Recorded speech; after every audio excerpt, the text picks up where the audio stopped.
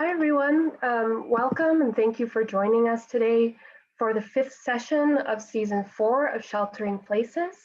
The title of this episode is Porosity and Paranodal Spaces in Networked Art, and we're joined today by two fantastic guests, Ceci Moss and Post Brothers. My name is Katherine Adams. I'm a student and researcher with the New Center, and I'll be moderating the program today. To start off, I'll just introduce our guests and briefly also introduce the Sheltering Places program for anyone who's not familiar with it. Sheltering Places first emerged as a response to the sudden disappearance of physical interactions after the rise of COVID-19.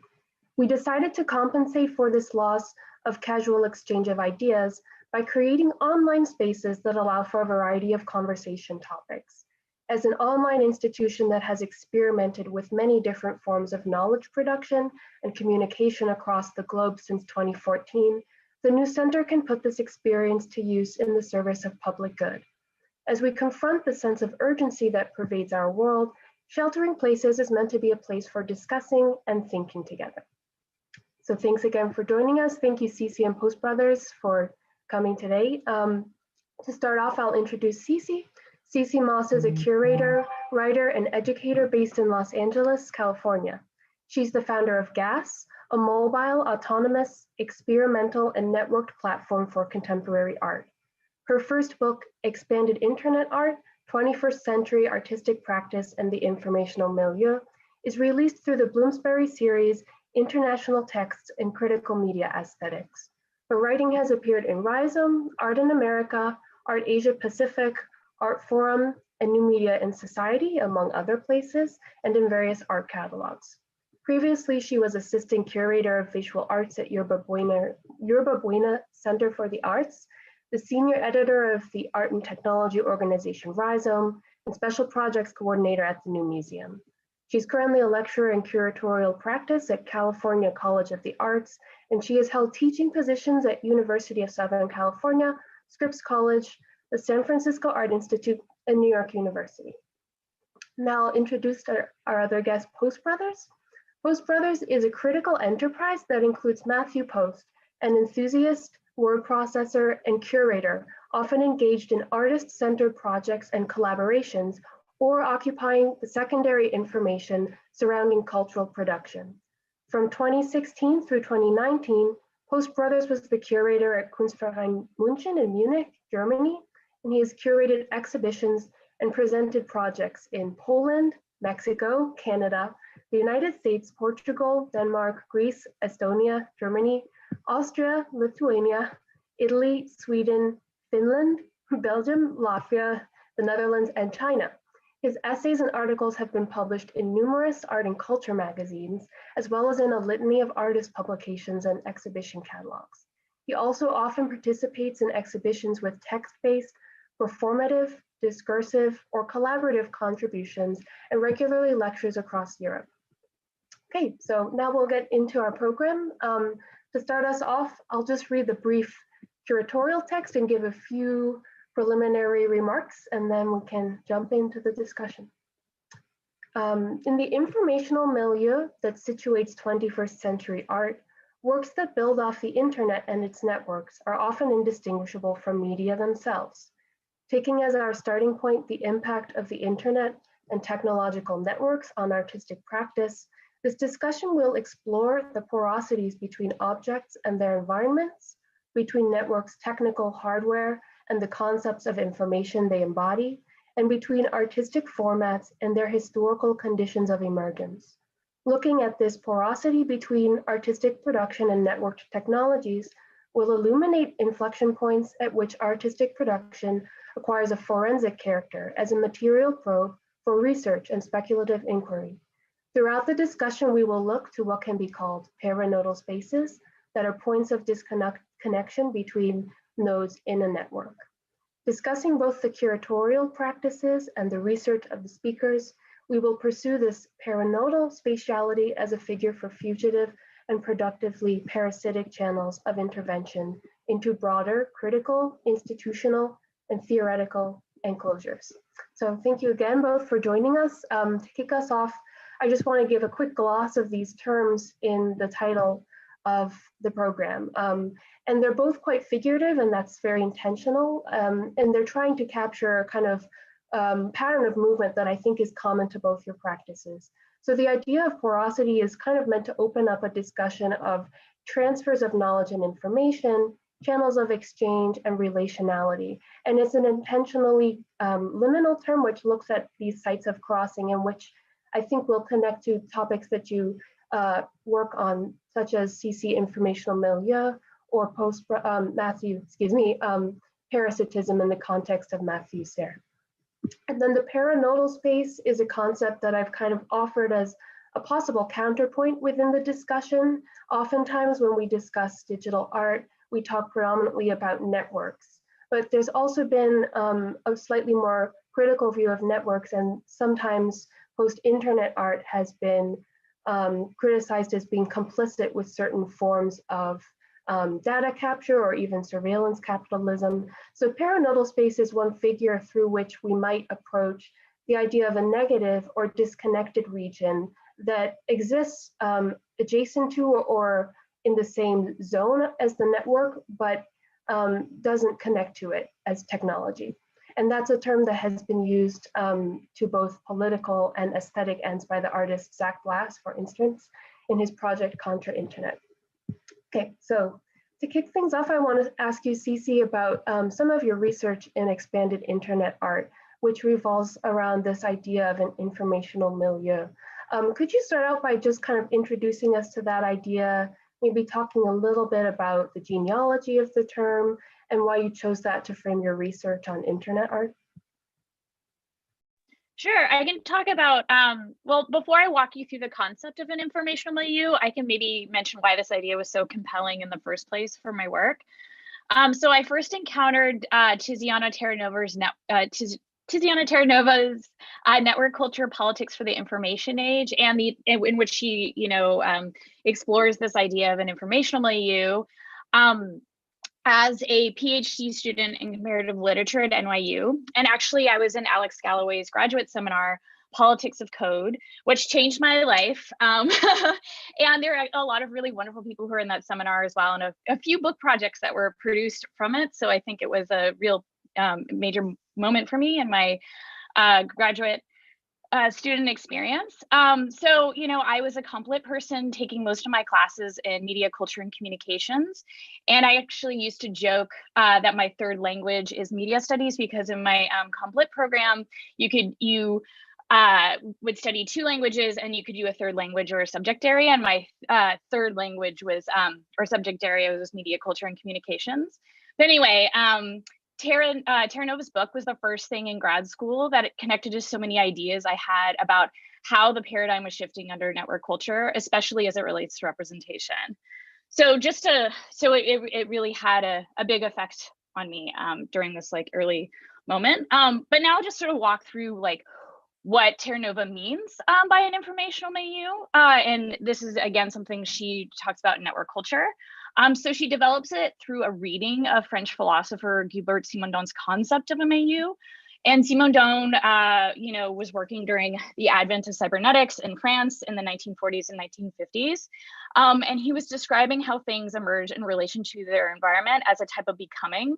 And one that Simondon saw as explicitly, he was trying to develop, sort of a counter theory to cybernetics that was in opposition to what he identified as the hylomorphic unsubstantialist tendencies of dominant theories of information, such as the Shannon-Weaver sender-receiver model of communication. So what Simondon was saying is that there is no content proper to any elements within a system, and form as signal is never abstracted from matter as noise. So for him, information, for Simondon, information is incessantly engaged in a continual process of exchange within a metastable milieu full of potential energy, and where communication always contains the terms of that milieu and can't be abstracted from it. And one thing that Simondon talks about a lot that Terranova picks up on as well is this sort of picture or the sort of example he presents to sort of describe his theory of information is crystals in the mother water. You know, crystals form, you know, in relationship to their environment, in relationship to, you know, the mother water, right? And so both the mother water and the crystal are not like separate entities, but they're, you know, they emerge in this sort of constant transformation, right? And so that even though it's sort of a funny example, I think it really captures what Simondon is trying to describe in this notion of a milieu. So for Terra Nova, Terra Nova is like reading Simondon and sort of thinking about these questions through Simondon. And those ideas for Terra Nova are compelling precisely because of Simondon's understanding that information is not the content of communication, but an unfolding process within its material constitution. Again, crystals in the mother water, and not this, and this is again against the Shannon Weaver sender receiver model of communication, which is a more of a straight line. The argument that Terra Nova makes in network culture is that informational processes exist in the environment in a way that is inherently, as she says, immersive, excessive, and dynamic.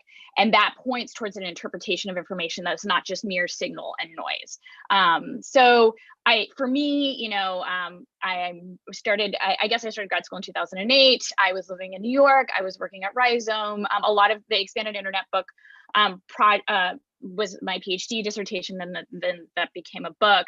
But again, I feel like Terra Nova sort of writing and understanding of information and informational processes really spoke to this exploration of the notion of expanded internet art. And in the book, I'm picking up on this issue, and I argue that the sort of distinctive feature of expanded internet art is not that internet art is online or offline, real or virtual, net or post, but basically that all art is increasingly embedded within what Tiziana Terranova called an informational milieu.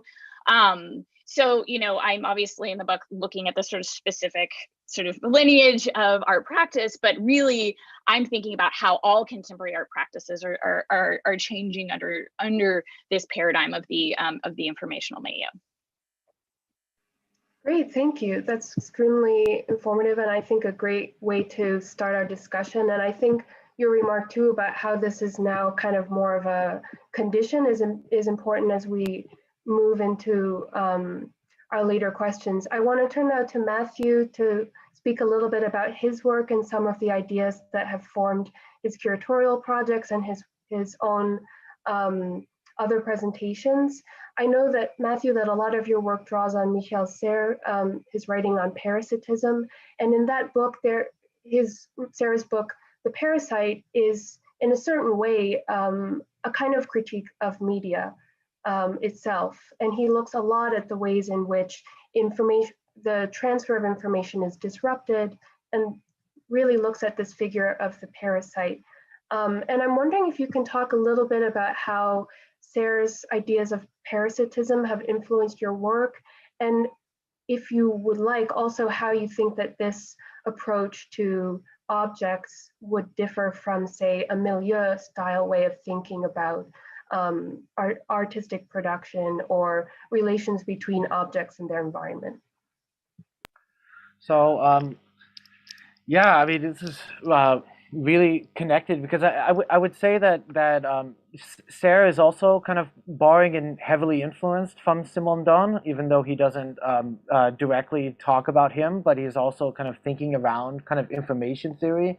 You know, his book in 1980, The Parasite, was a kind of attempt by Michel Serres to kind of talk about you know, he kind of describes the parasite through the kind of three common terms of the parasite. There's the biological parasite, which we can kind of understand, and then there's the social parasite, you know, the one who takes without giving, and then there's the communicative parasite. You know, you know, because also in French, the interference in a signal is this noise is called the parasite, the kind of static in a communication.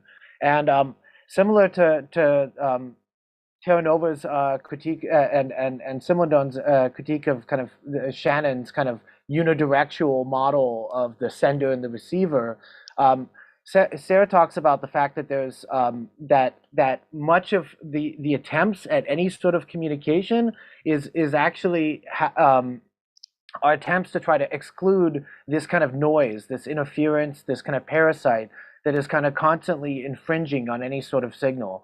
And that through that kind of dynamic, they're actually generating a kind of milieu less as a kind of harmonious whole.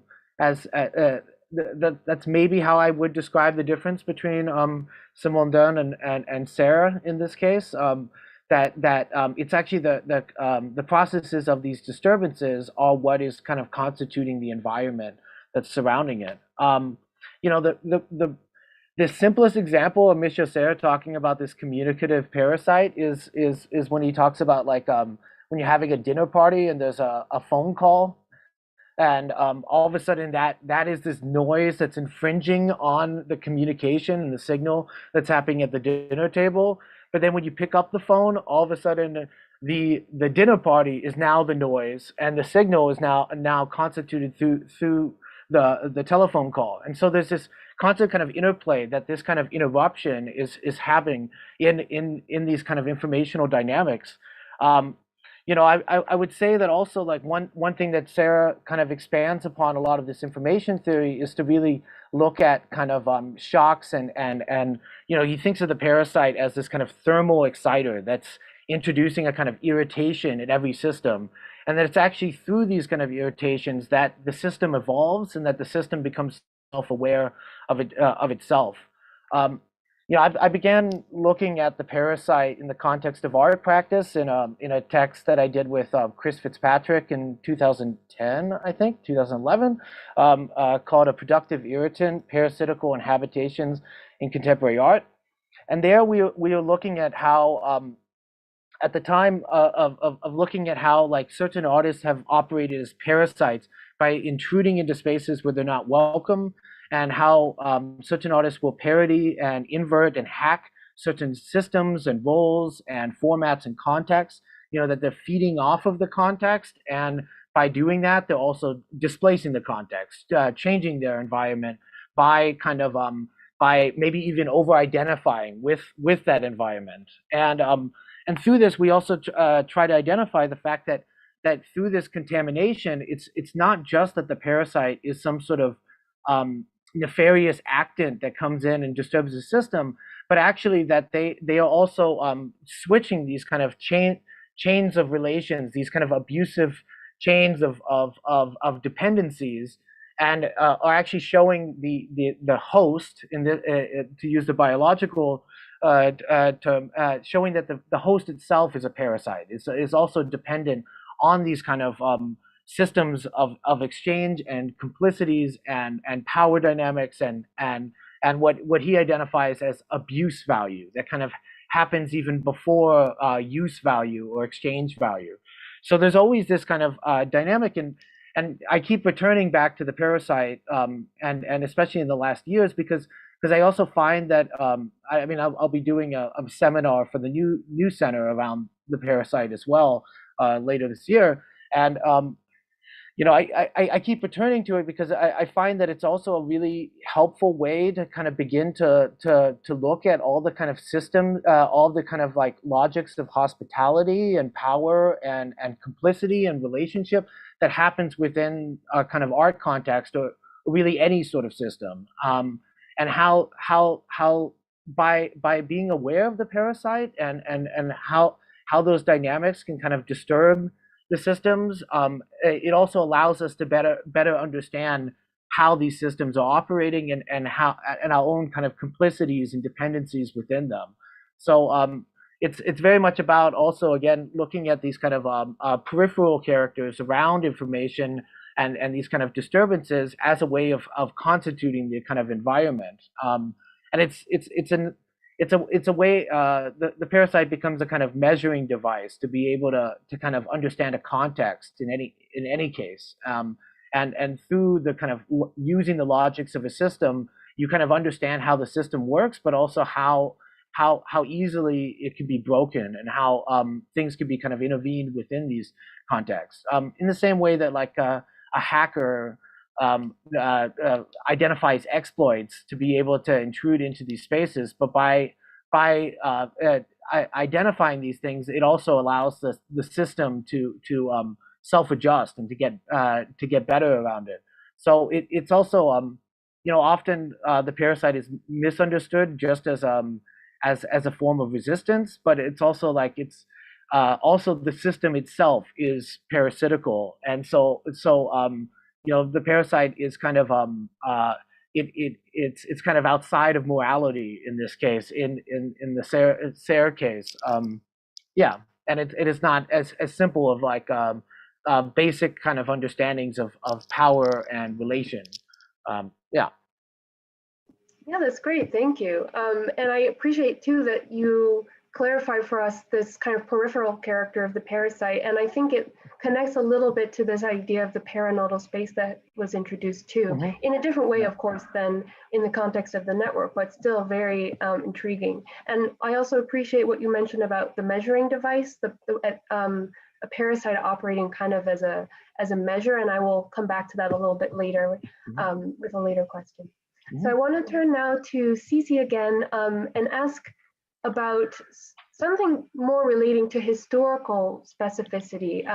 You've talked with us so far about how this networked condition has become something that's not really media specific, even if it might have been kind of shown to us through certain kinds of technology that we think of as historical. So I want to ask a little bit more about the importance or unimportance of historical specificity in internet art specifically.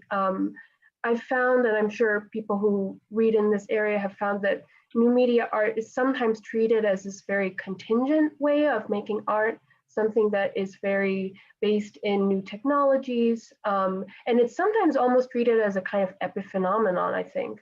On the other hand, there have been a lot of theorists who've made an effort to give a kind of longer arc to concepts like the virtual and the digital. For instance, of course, Alexander Galloway, as you know, and some of these theorists seem to suggest that the digital is present even in lower tech forms of art, like maybe weaving, that approach the construction of the image as a kind of program or a kind of protocol.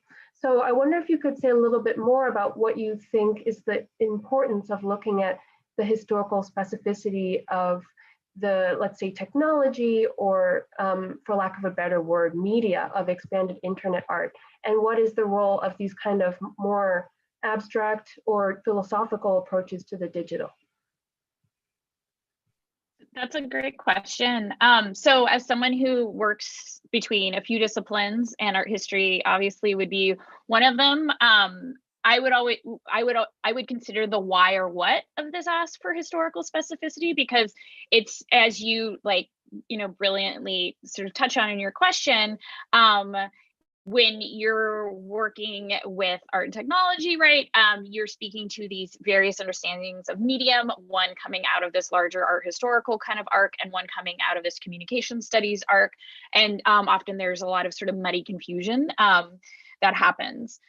So, to go back to your questions, in what cases would it be helpful to read something like expanded internet art through its historically specific context? Like, what is the why or what of that? And I just thought it would be, as an aside, I've been doing a lot of these talks about the expanded internet art book, which was published in fall 2019. And after a while, I realized I had to talk through what the internet was like in 2008 when I started writing the project, and explain things like Tumblr or Delicious or using YouTube for the first time to Gen Z audiences. So, and I'm a millennial, and as a millennial, our generation receives so much fanfare about being the most online, the most networked, etc. And I've really delighted and taken pause in this generational gap where I'm explaining, what it was like to use the internet like 10 years ago. And what I've found in a lot of those conversations is that even old arguments about medium specificity seem utterly foreign and distant to zillennials. Again, this goes to the why or what do we need to talk about historical specificity, and then what kind of, sort of the I guess the sort of conventions of certain fields demand that, right? And so that is and that's, towards your question. I actually have to, when I'm talking about this book and I'm talking about this concept, and to sort of the younger generation, I actually have to walk through this history, which I didn't expect, because things have changed so much over the last 10 years. That said, the efforts to identify some of the ontological functions of networks as a longer project are helpful as well. And that goes towards, this understanding of the digital, capital D, over sort of, how does that appear in, say, an example as you point to, as such as weaving. So these technologies basically don't appear out of thin air, and are part of these much bigger kind of tidal understandings and worldviews, right?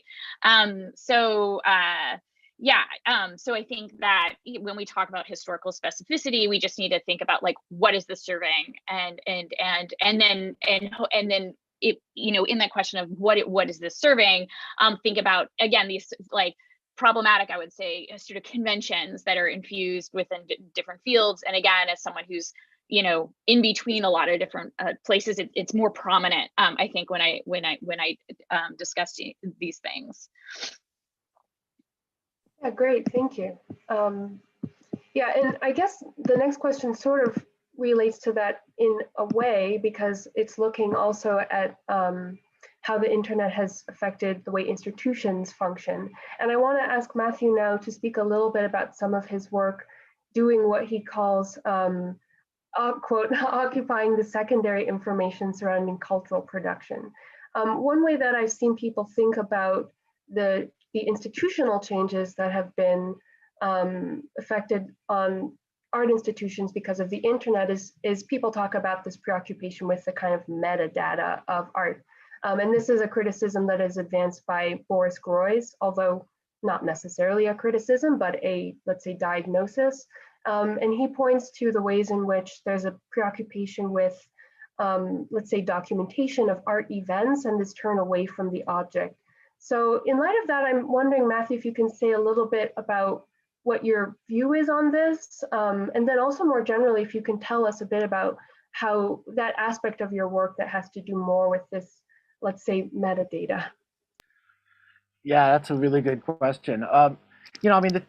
My use of the terminology secondary information is of course coming from classic conceptual art. It's coming from Seth Siegelob's kind of dialectic between the primary information, the idea, and the secondary information, which is all the kind of stuff that allows us to become aware of a work and of an idea.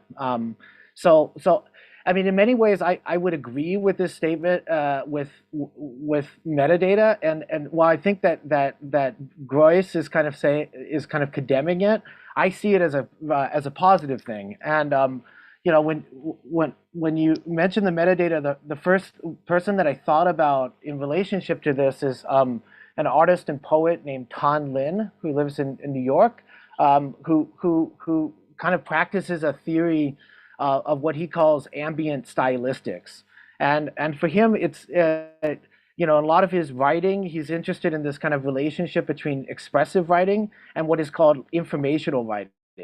Everything from phone books to the backs of moist toilet packages and all this other kind of information that's surrounding us. And for him, he likes to think of reading more as a process of skimming or a kind of form of distracted sampling. And I like this kind of idea because it also it allows us to understand a lot of the words that are surrounding art as a kind of form of background music, as a form of ambience. He likes to say reading a book should be like going out to a restaurant or buying a candle holder. It should enhance the mood of the space that it occupies. And before I started doing curating, I had studied art and stuff, but I'd also done sound for film. And Walter Murch, one of the kind of originators of sound for film, he did the Apocalypse Now soundtrack. He says that if you're aware of the presence of the sound designer, then it's not doing the job. That you should actually be kind of like operating within the background or in this kind of space of metadata.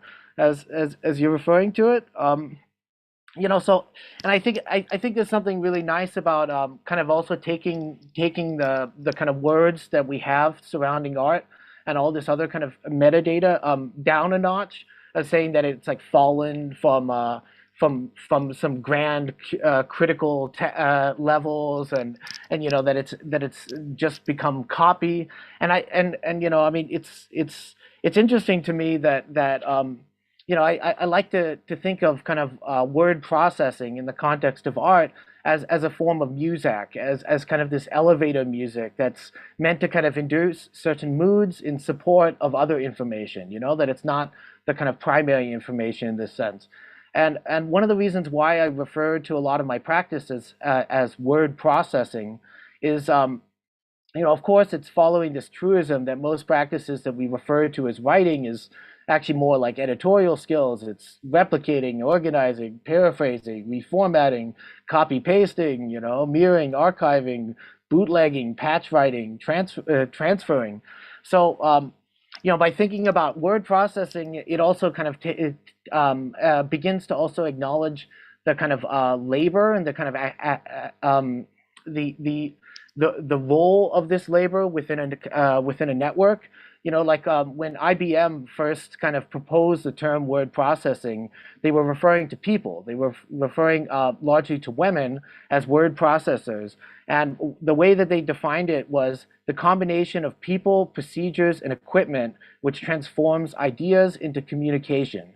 And so, like, I love this type of this concept, and I think, like, for people who are generating words in the relationship to art, that it's not just artists or critics or curators or art historians or authors or whatever. It's also all these kind of unpaid interns, these gallery owners, the directors, these bloggers, art history professors, press coordinators, gallery assistants, assistants to the assistants to the assistants. There's all these other people, copywriters, and people who are not just like generating words, but they're also like circulating them around. They're like reformatting them and putting them into different kind of spaces and organizing them. So it's like, all of these kind of activities are kind of existing to kind of surround the kind of art. And Boris Groys has a kind of moment in another talk that he talks about, like, the naked artwork, that we have this kind of assumption that, like, art that art should have words around it to, like, kind of clothe it. And he talks about, like, the animosity or the fear of ekphrasis of kind of like the literary reading of art is very much this kind of it's about being afraid that it's going to kind of limit the market of the artwork. And so I really like, I mean, Boris Groys also makes this beautiful point that he says that because people don't really read these type of texts, that it allows us to do anything that we want in them. And that's very much how I've kind of proceeded in terms of my own practice of word processing, is to kind of use this as a way to kind of rather than doing explanation, to do demonstration and try to kind of like follow the logics of these different cultural objects and kind of move words and ideas around as a kind of backdrop, or as some sort of kind of noise that supports the kind of signal that we're trying to present. So that's very much the kind of, I mean also like people who are making words around art are often also considered as these kind of superfluous characters within the kind of system. At the same time, we're like giving value to things, or like that's the presumption, is that these words are giving value to the works. But at the same time, we're also kind of parasites that are kind of extracting and redistributing this kind of surplus of ideas that's surrounding an artwork. While at the same time, like, I mean, most art historians and stuff that I talk to, they're always worried that they're going to like kill an artwork by over explaining it or something. And I feel like, if the artwork can't like handle like the pile of words on it, then it probably isn't a very good work. And that there's always kind of a space for kind of over interpretation and possibility through this kind of excess of information, of all this kind of metadata that hides behind the image in that sense. So yeah, that's my feeling around metadata. Yeah, that's great. Thank you. Super interesting, that response. And I appreciate also what you said about the fear of ekphrasis being kind of a fear of the limitation of the market for an artwork. Very interesting. So I want to turn back to Ceci and ask you, Ceci, about, I mean, actually, it's sort of in the same vein of what we're opening up with this other question about metadata. You've written in your book that a lot of these new networked let's say expanded internet art tends to collapse criticism within the work itself. I'm wondering if you can talk about this a little bit, maybe both from the perspective of the artworks themselves. For instance, one work that I know you discuss is Seth Price's Dispersion, which I think is a great example of this. And then also, if it feels right to maybe share with us how you think models, like how you think art history or art theory could have the kind of engagement that works well with this unique critical status of networked art as something that is kind of inherently self-reflexive in this way. Totally, yeah, and I think I might just start by talking about the Seth Price's Dispersion, because you're right, it is a really good example. And so, he's using that text to make this argument about, dispersed information. And actually, the language is very similar to sort of Matt's discussion of,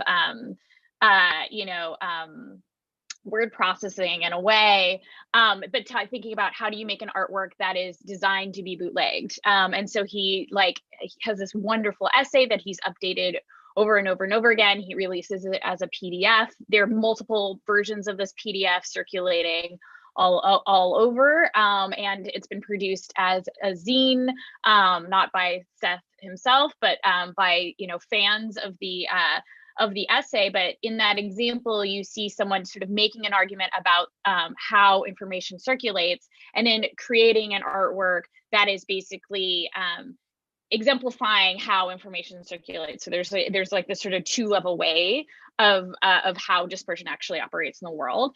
And in the book, I actually sort of pick up on this. And I think you mentioned in your question this, I think, what the collapse criticism within the work itself.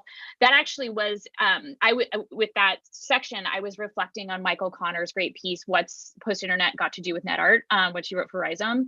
And basically, Michael was acknowledging that the typical art critic's authorial, distant, like expert voice seemed completely out of step when discussing post-internet art.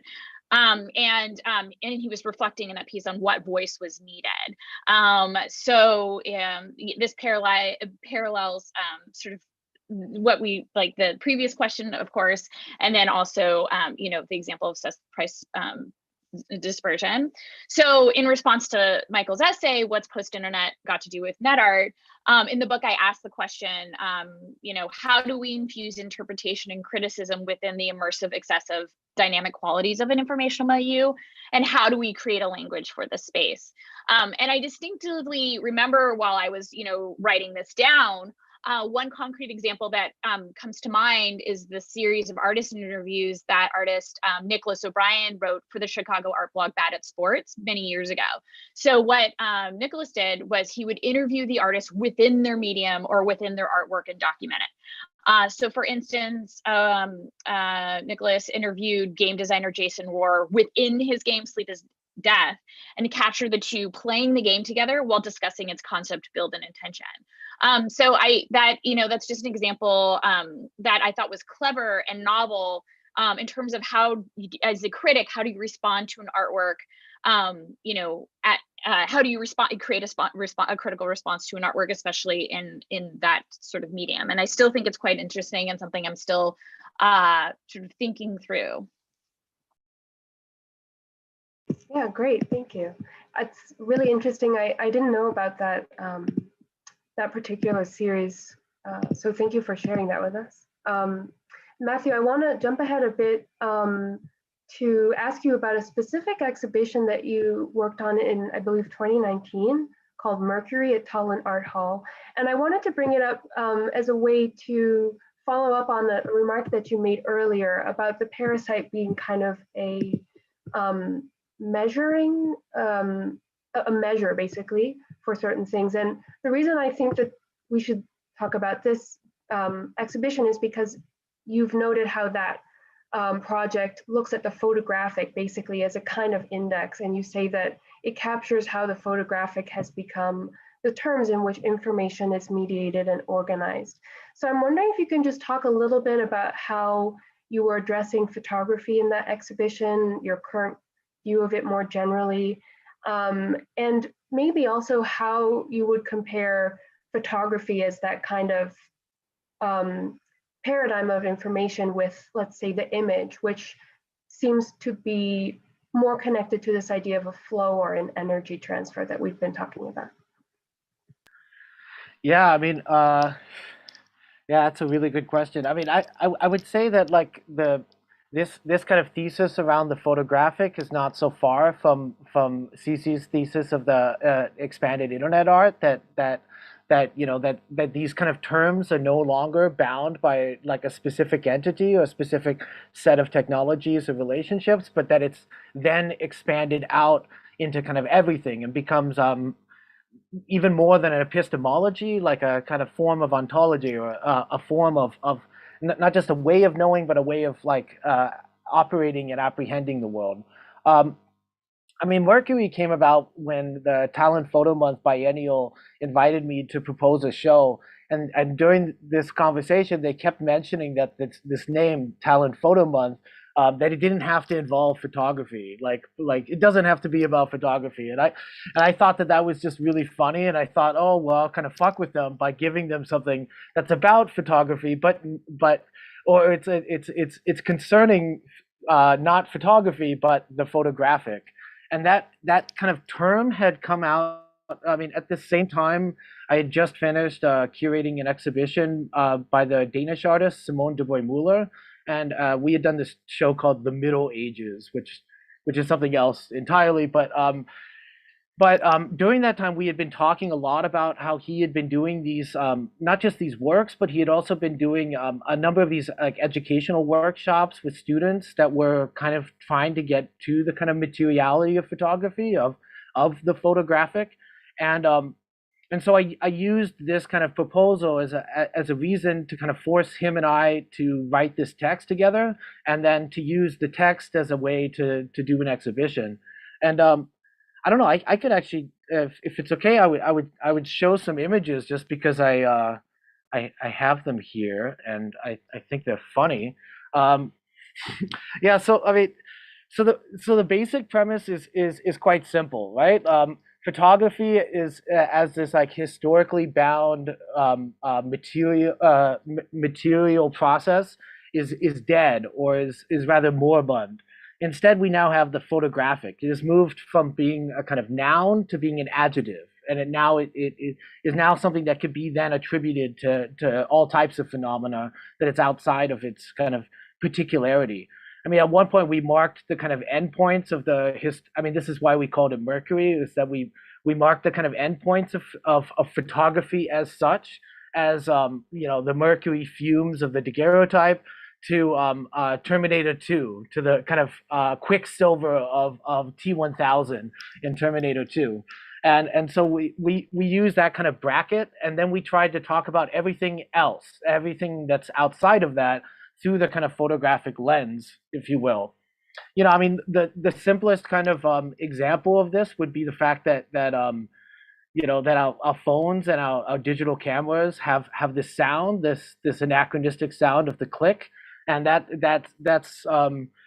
is one of the kind of cues that the photographic is this kind of anachronistic kind of thing that is being kind of held on to as we apprehend other technologies and other relationships.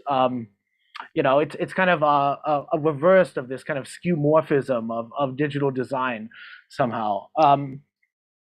You know, and if one of the kind of qualities of one of the like defining qualities of photography is its kind of indexical nature, then the kind of data collecting and coding that comprises image making today and the circulation of images is very far from the photograph as such. And I think that this is quite close to what Hirostaro was referring to when she talked about this kind of poor image and how the image is kind of undergoing these other kind of forms of circulation. But for us, it was very much about identifying kind of certain kind of visual cues that we understand through, like how things that are seemingly anachronistic material practices are actually that we now apprehend them through the lens of photography. So in this case, it's like if you're like driving in between cities, you see these almost copy pasted data harvests of material, and so this is why we have these kind of hay bales, or like this working, yeah. Or like we had this piece by Andrew Norman Wilson, where it's a digital CGI mosquito bite that's also making a camera click. I mean, one of the kind of other kind of logics of photography is the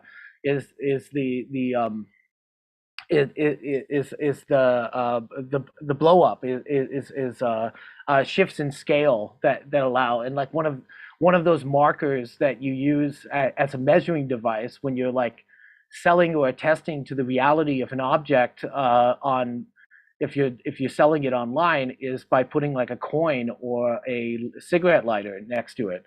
So of course we had these overblown cigarette lighters all over the exhibition as also a way of kind of thwarting the kind of photographic documentation of the show itself. And then on these cigarette lighters, we also like just at that time there had been some like drunken kids ruined like one of the largest miniature train exhibitions ever. So they did like full on Godzilla to destroy this place. And so like we were playing with these. So then we thought, oh yeah, well of course, like these lighters have to have some sort of image. Oh, then we'll have this other kind of weird scale kind of thing going on with this. And we were talking about like kind of like if the classic kind of photographic discourse is like the Bresson's kind of decisive moment of like seeing the moment and taking the perfect picture, that today it's about data harvesting. It's about like this kind of mass accumulation of things.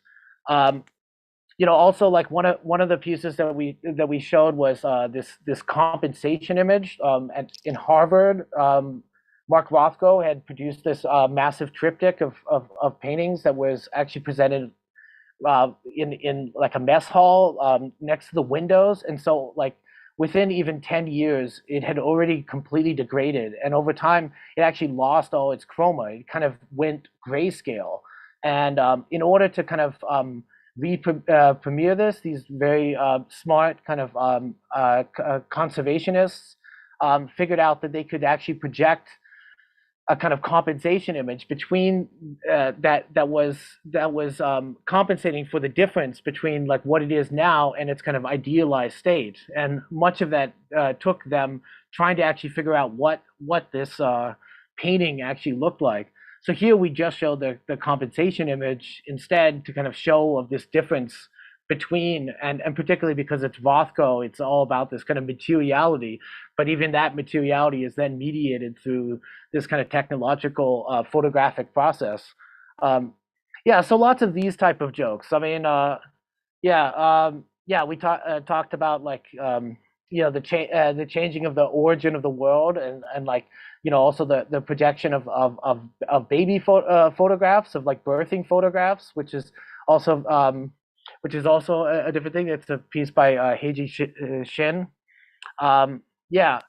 And talked about in like this is beautiful piece in describing the original Kobe painting by Linda Nochlin, where she was talking about like in the 80s she was trying to do a big show about this, but she could only find reproductions of these things, and she said that they had degraded as if they'd been printed on bread, and that there was no more kind of information going on. And so we were playing with a lot of these kind of like little anecdotes and kind of jokes around things.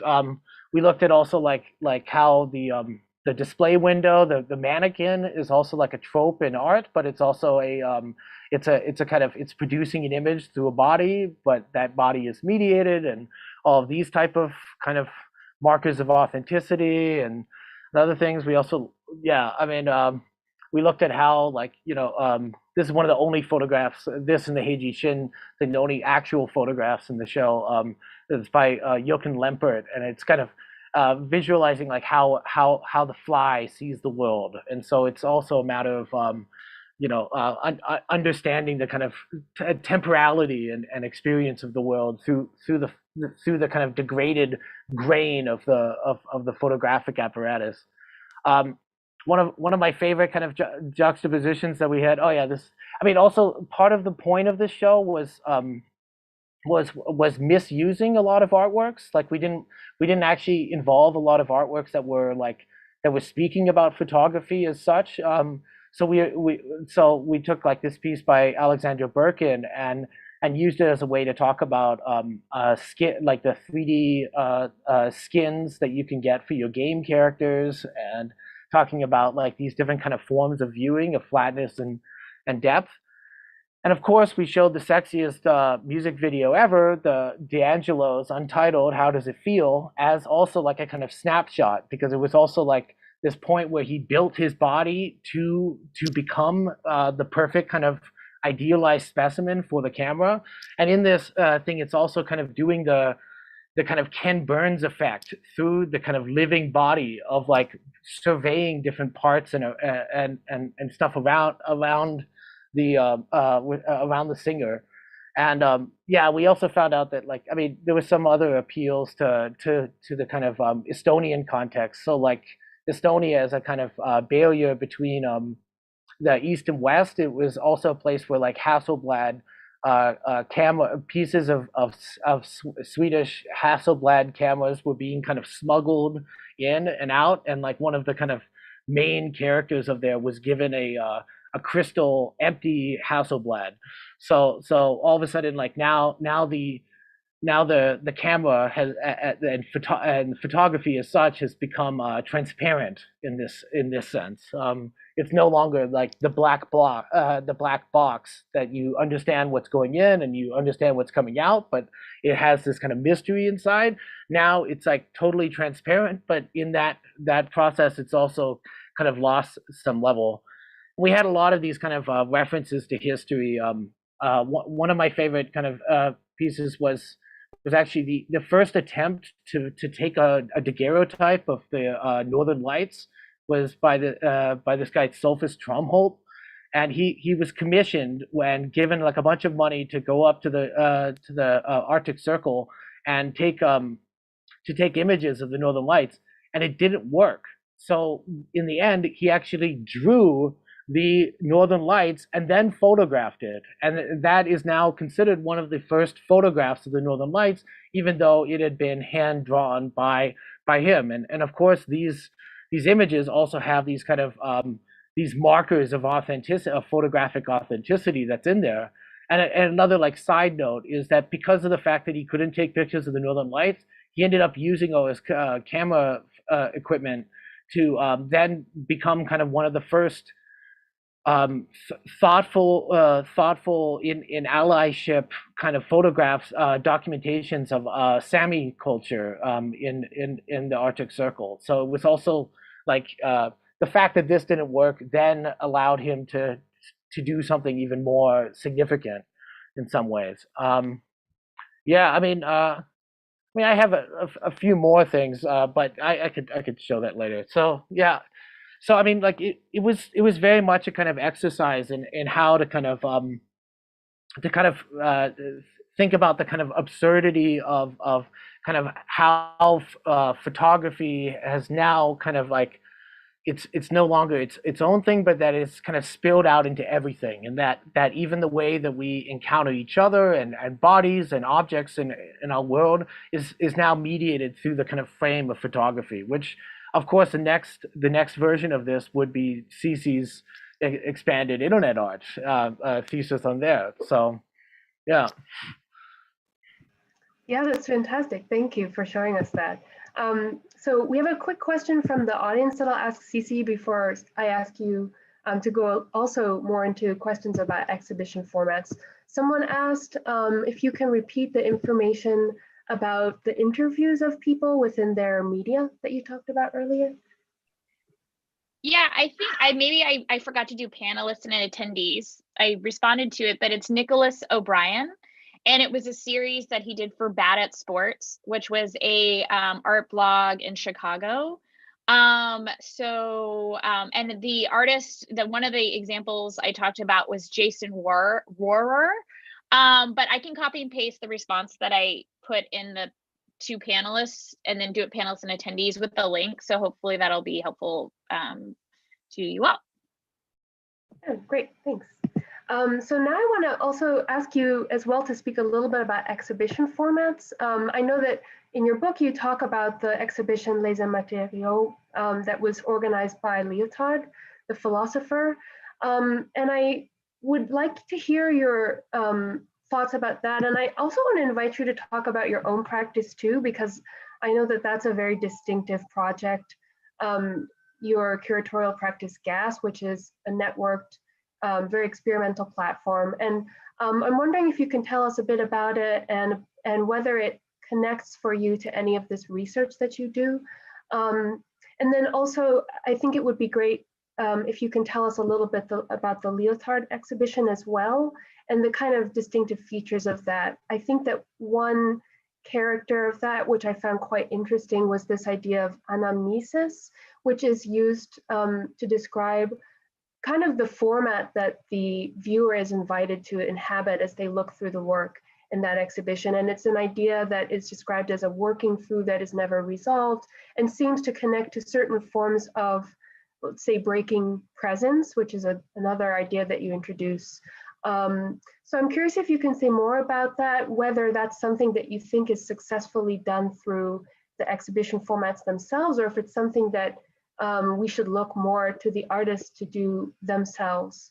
So I'd welcome your that's a great question. I think I'm just going to talk about anamnesis and what it is and how I talk about it in the book, and then talk about my curatorial work, especially my more recent curatorial work. So the understanding of anamnesis that I talk about in the book, it's deriving from Lyotard's writing in the 1980s on technology and art. And in some, he is suspect of the rationality and logic of information technology transforming cultural expression towards optimization. So basically, in other words, everything is directed to serve that logic. And so in order to resist that, Lyotard puts forth this concept of anamnesis, where the fact that an encounter, as you leads to a working through that is never resolved, there's no resolution there, and that fact of no resolution is posited against this widespread demand of an optimized result from everything that we do, right?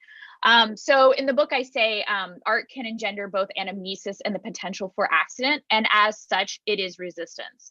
So basically, there's this possibility for both this unresolved working through, and an example of that might be, that unsettled spark of feeling that one might experience from an especially good art experience, or the experience from an especially good art encounter, and accident, meaning an opening of a new way of thinking and being.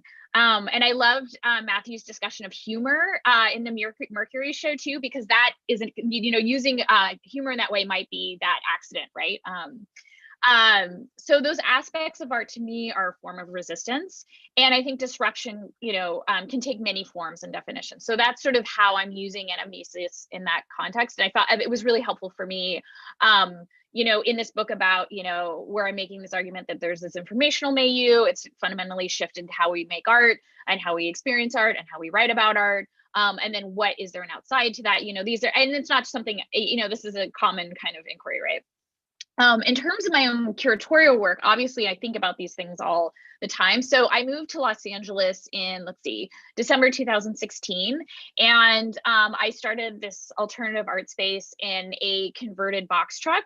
I loved this conversation of the parasite early on because it is kind of a parasitical project. All of the shows happen both online and in this mobile truck.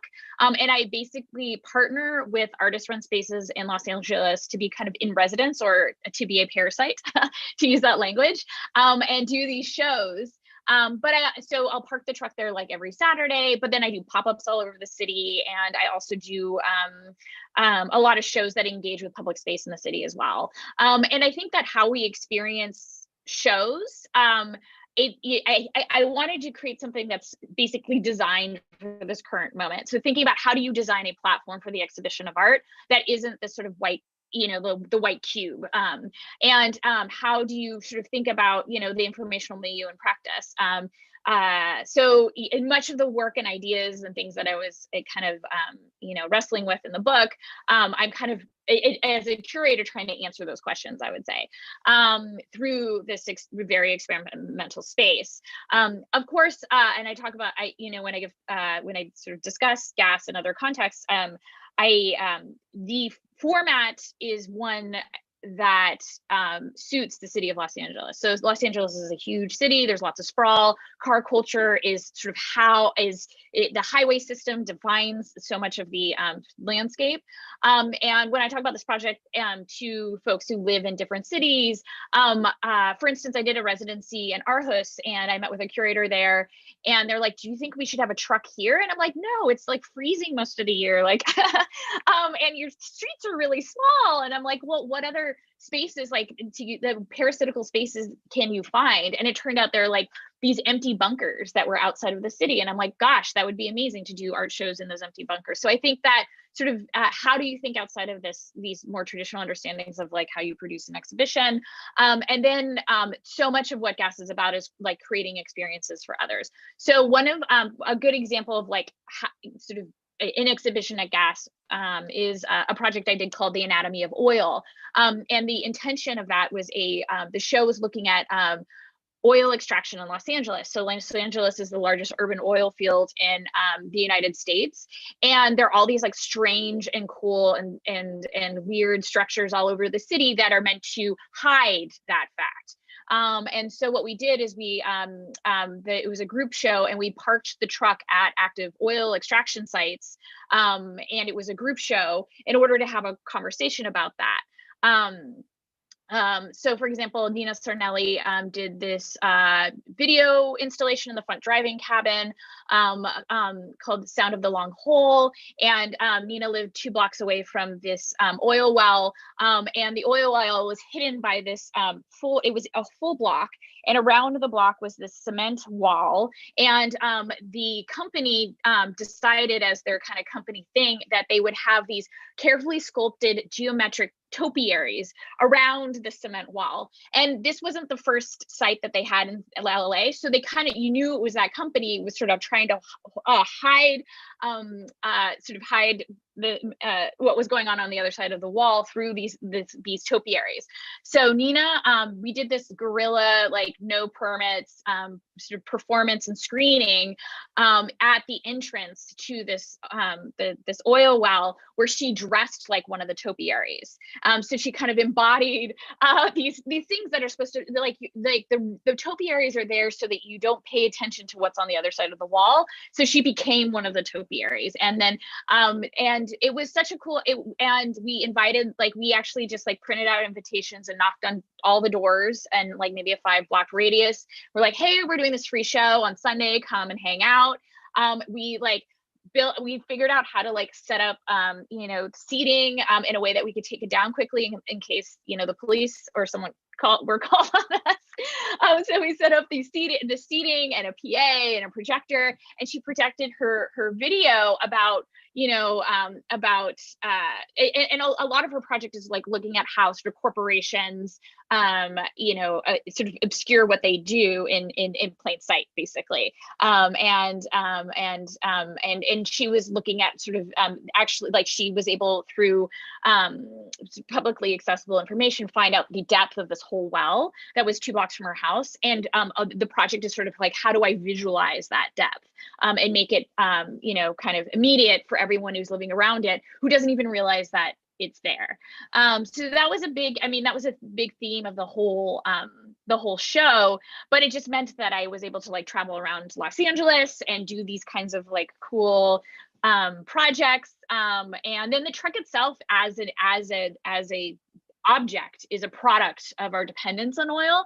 And Los Angeles itself as a city, is its history and its development and design is also very much interwoven with the oil industry. So yeah, and then there were, and there were some web projects for that show as well. And so every show also has like some projects that are only visible on the website or online, and then things that are in the truck. So you kind of have that back and forth. And I'm also very aware of the fact that a lot of people will only experience the shows like Gas through Instagram or through the internet. So and I'm not like against that or think that's like a crisis.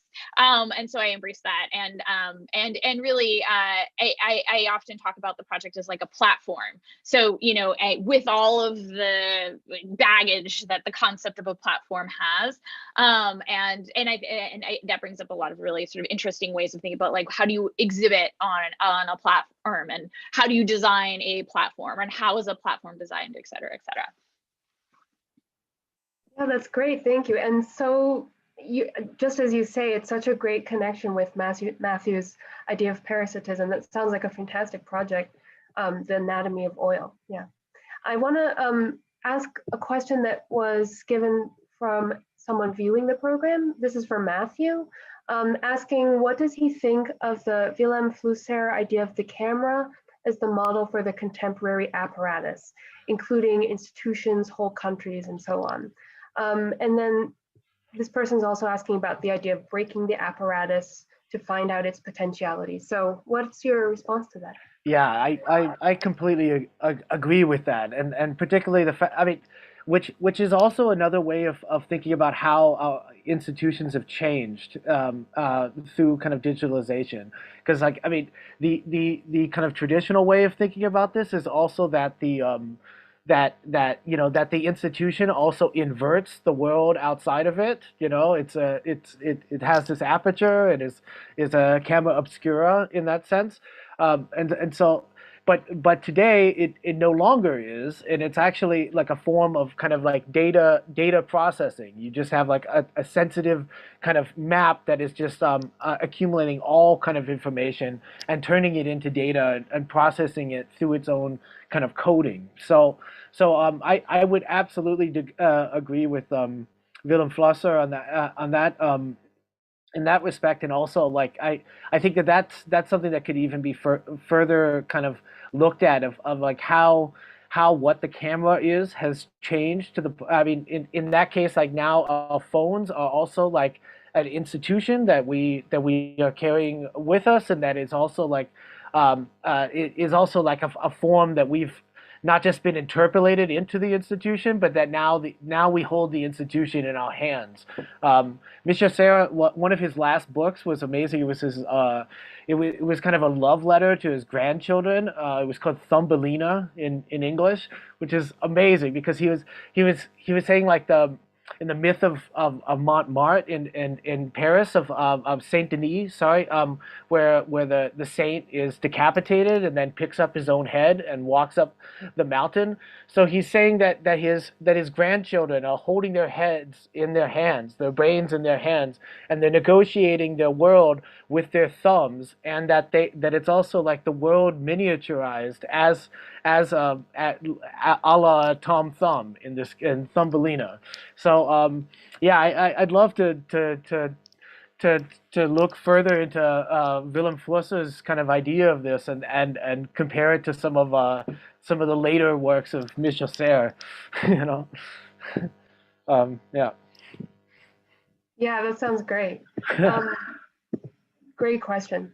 Yeah. So I want to follow up with you, Matthew, and ask a little bit about some ideas you've explored in your performative lectures, such as the whole idea, which is I know is a project you've done at least a couple of times.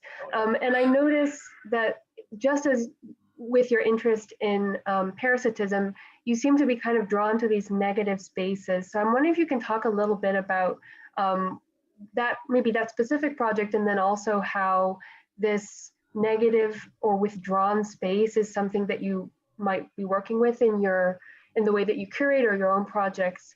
And of course, too, I think I'm interested in this partly in connection with this idea of the paranodal space, which I think is kind of a perfect complement. Yeah, absolutely. Yeah, I mean, Zach Plass's kind of idea of the paranodal, I think, is really important, and it really rings true to a lot of people that have grown up and around kind of subcultural kind of experiences, particularly like from everything from the punk scene to queer spaces to any sort of kind of renegade spaces that are existing within a system, but that are also kind of autonomous zones with that are also kind of like counter to the measures that are already existing there. And of course that's always been a big kind of interest of mine. And I think you know, I mean, like when I first read him talking about this, I immediately thought of like Gregory Chollet. You know, dark matter is another kind of way of kind of thinking about this, or in recent kind of more ecological thinking, a lot of people are talking about like rewilding and like, you know, spaces of the wild that cannot be kind of like controlled within these spaces. I think that's very similar to his kind of paranodal kind of apparatus. I mean, the whole idea is a lecture about the kind of history and application of the portable whole from cartoons. And you know, it's funny because even after I was already curating and writing all over the time, I've always been a gardener and like a professional landscaper, and I spent many years just digging holes. And actually, like when I did my master's in curatorial practice at CCA, the same place that Ceci is doing teaching and advising at, I spent my whole first year and a half just writing about holes. You know, as these kind of lapses in knowledge, I was obsessed with kind of Carl Andre's idea of you know, a whole is a thing in a whole that is not, and you know, these type of relationships, and particularly with the portable whole, it came out of trying like a number of conversations I was having with a lot of very conceptually minded artists at the time that were speaking about kind of, you know, like these kind of immaterial materials or these material immaterialities and these kind of exchanges and relationships. And I was like, oh yeah, like the portable whole, you know. And in that context, nobody really got it. And then I realized that nobody had really done a kind of comprehensive look at this kind of conventional object in the kind of cartoon cache, in the kind of history of cartoon physics. And in this kind of lecture, which I've developed and changed over the years, and so it's become some level of like a magnum opus that it's constantly drawing things into it. And you know, that's the best thing about the portable whole, is you can apply it to everything and you can pull anything out of it, you know. And so playing with these type of dynamics, I mean, one of the kind of meta arguments of it that I think people misunderstand, because I use it as a way to kind of also talk about the history of animation, but also talking about kind of different kind of portable holes that are used in our world today, from offshore corporations to different kind of exchanges, or even like our phones as a kind of portable hole that you can constantly pull information out of and send information through. And particularly like yeah, I mean, that's kind of one of the meta arguments of it, that you know, everything in this kind of lecture performance and is all, it's comprised of thousands of clips of cartoons that I've accumulated, all off of the internet, all off of YouTube, and all these things. Like, I mean, I recently found out that it cannot be streamed even because of like certain surveillance technologies that are like catching it, catching these kind of intellectual infringements.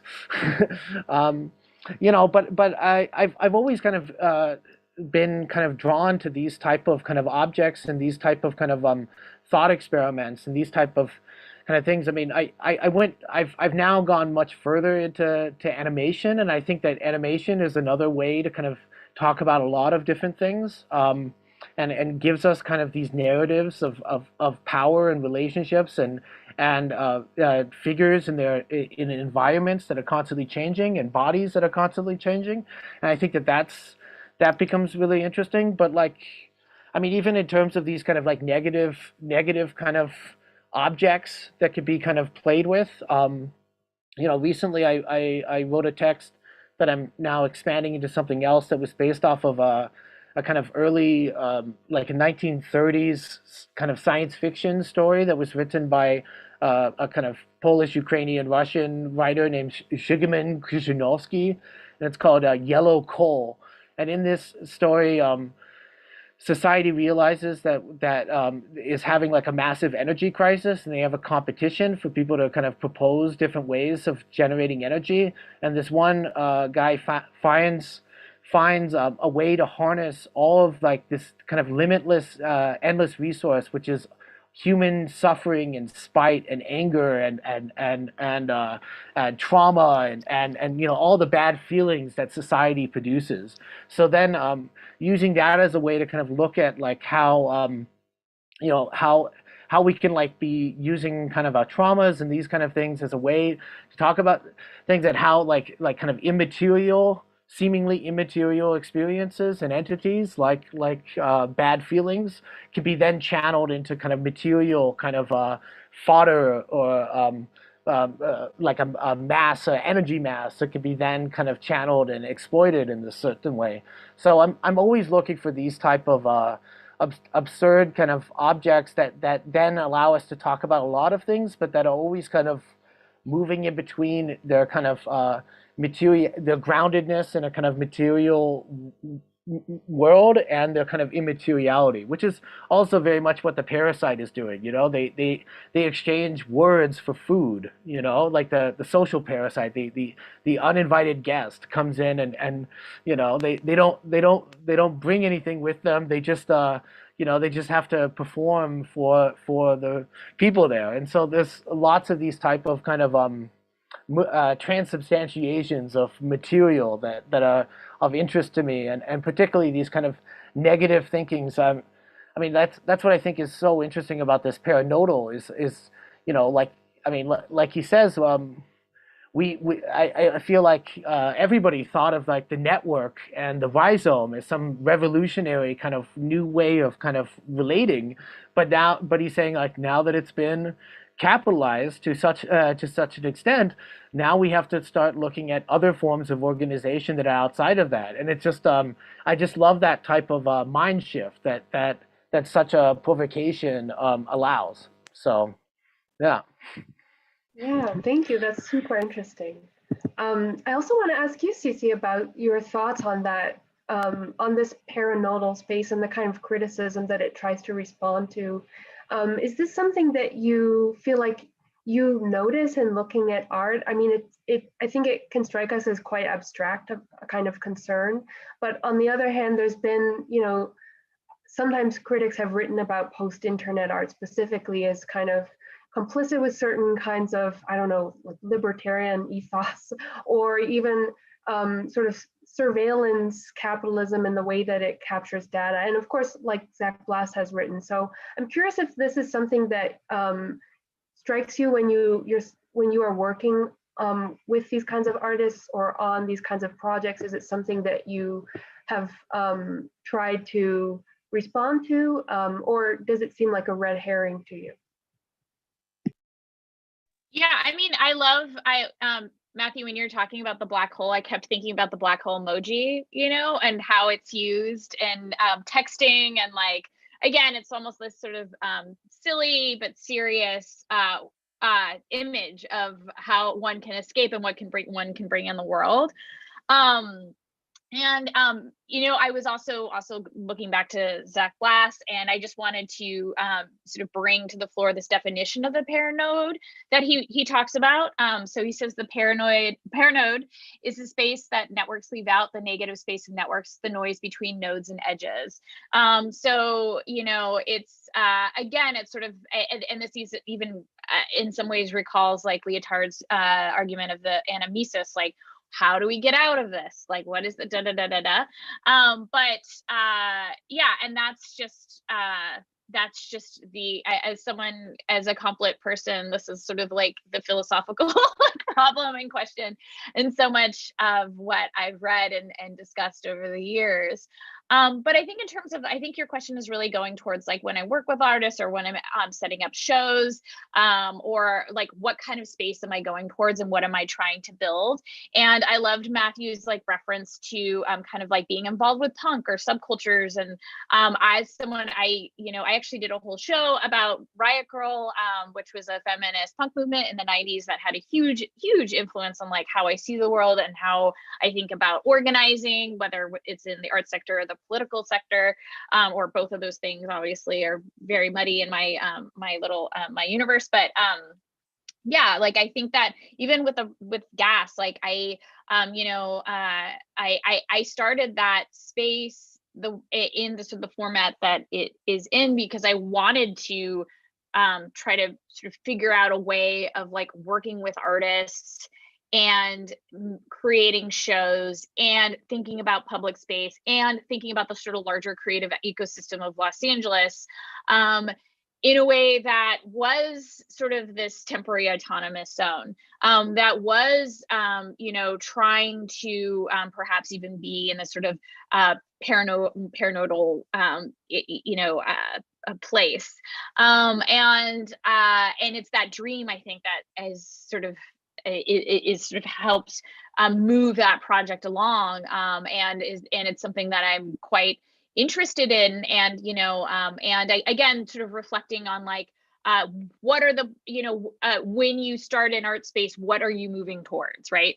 And I reflected on my own experience as someone who has been involved with a lot of different sort of music scenes and art scenes, and like I realized like the most profound like deep engagements that I've had with any types of with sort of creative expression has been in like the basement show or the dance floor. And so how do you create an art space that allows these sort of non-hierarchical spaces of belonging, right, with others? And I think it's something that I have experienced, and it's something that I want to provide for other people. And it's a very much a communal sort of projects, which is why it's been really important for me to work with artist-run spaces in LA and forefront those voices and forefront those connections and relationships. And one thing I've really learned from LA too is, and this was also true in San Francisco as well, in New York, but there is like this, people really like the independent art spaces really support each other, and people like show up, and lend resources and help each other out, in a way that I'm like, that's the ideal, and that's what that's what when we are working as artists or working as curators, or like all of if that is what our labor is sort of going towards, I'm all for it. Yeah. Yeah, that's great. Thank you. So we're now getting kind of close to the end of this episode. We have a little under 10 minutes left. I'd like to invite anyone who's watching to share any other questions that they might have for the speakers, and we will ask them. Otherwise, I would ask Ceci and Matthew if you have any final thoughts that you want to share, or if you want to share anything about some of the upcoming work that you're working on that we should keep an eye out for. Feel free to take the floor.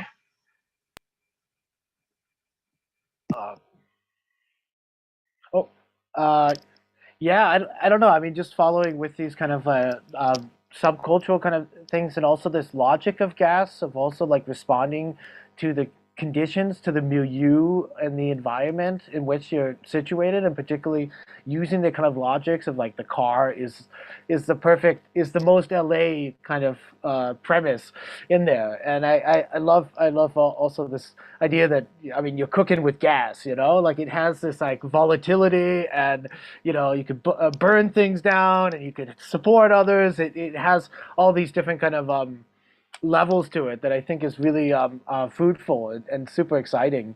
Um, I mean, recently my biggest priority at the moment, because I'm working now in Eastern Poland, is my next kind of project is actually a return to a lot of these subcultural kind of thinking around anarchism, around the history of anarchism here actually was extremely kind of volatile space of anarchism at the turn of the 20th century, and was a very kind of radical insurrectionary anarchism.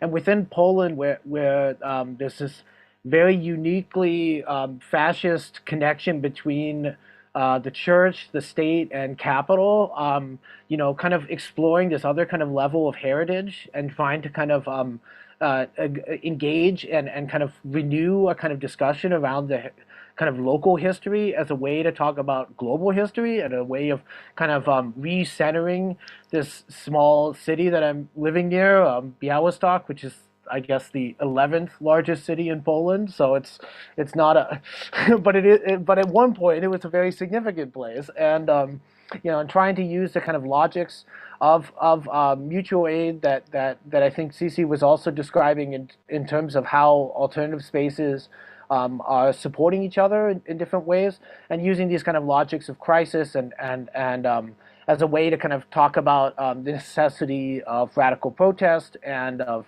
a way of kind of hijacking the logic of tradition and heritage that the fascists here like to use. So it's very much in line with the kind of mentality of this, and of Ceci's project, and the necessity to kind of find formats that can be able to that don't just like talk about interesting ideas, but also that practice it through your deeds. And I think that's fundamental to what GAS is doing, and fundamental to my own aspirations on a local level. So, yeah. That's so inspiring to hear. I mean, we were talking about sort of political organizing before we started the session, but I've been doing a lot of volunteering too, because, you know, because of the crises, the multiple crises. So that a lot of my energy, you know, is like doing phone banks for Biden, for Bernie Sanders. So there's like a lot of my kind of energy has been focused there. But I also, you know, one thing I'm just sort of taking stock of, going back to, like, I've been in a sort of rural part of California during this time, and I'm about to go back to LA, and I'm just thinking about how I can use gas as a resource for the community. For example, in punk, you know, when we used to organize shows, someone would have the PA, and the PA was used for this, and the PA was here, and the PA was there, and there was like, you know, every kind of, and I want to sort of use gas as a PA, especially for a lot of spaces that have they've lost their lease, they may not exist in 2 months, you know, and how can I lend, and like, how can this sort of mobile gallery be the PA for all of these other organizations to continue? And so that's sort of where my head is at right now. And I'm just trying to think about, like, what would the open call process be for that? How can resources be shared in a way that would be equitable? And also, how can we work with social justice organizations in Los Angeles as well? And maybe how can those like all of those things sort of come together through the PA that is gas. So that's sort of where I'm thinking of the future of that project. A lot of it also depends on funding. So I've just been applying there. Like, luckily I'm in California, and there's right now, like my district, the city, and the state are all providing these kind of infusion funds that are kind of emergency funds, because a lot of spaces are like either are about to close. Basically, it doesn't matter how big you are or how small you are. It's just, I mean, this is the recession is real and happening, and the art sector is not doing well. So that thankfully, you know, in the state, they're just like, okay, we're going to infuse funds to really teeny itsy bitsy spaces like gas, and then like much larger, you know, multi-million-dollar institutions. And so I'm also kind of waiting to see how that shapes up. So maybe I'm working with like 20 organizations and we're doing all this great stuff, or maybe I'm working really deeply with 5. So that's sort of in terms of like the immediate future, what I'm thinking about. I'm also interested in training like artists and curators and arts administrators to sort of think about like what kind of art world we want to build.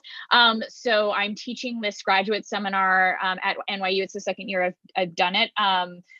Called Do It Yourself, the Art and Practice of Social Engagement.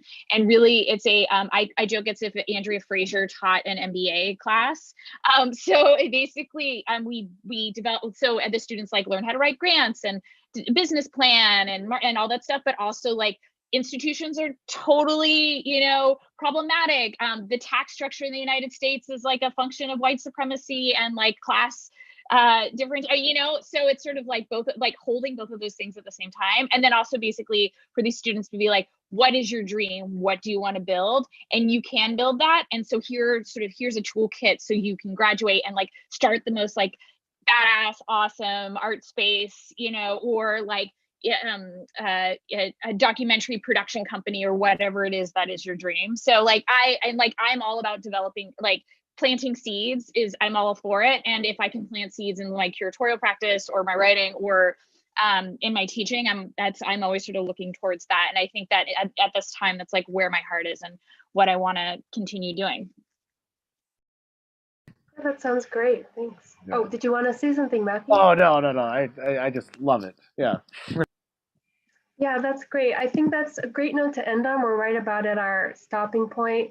Thank you both again for joining us. This has been a really exciting discussion, a lot of food for thought. We covered a lot of things, so thank you for your time. And thanks everyone for joining us today who's watching. Keep an eye out for future episodes of Sheltering Places. There will be more back later this season. So yeah, thank you all. Bye. Thank you, Katherine. This is great. Thank you so much. This was wonderful. Such a great conversation. Yeah, really.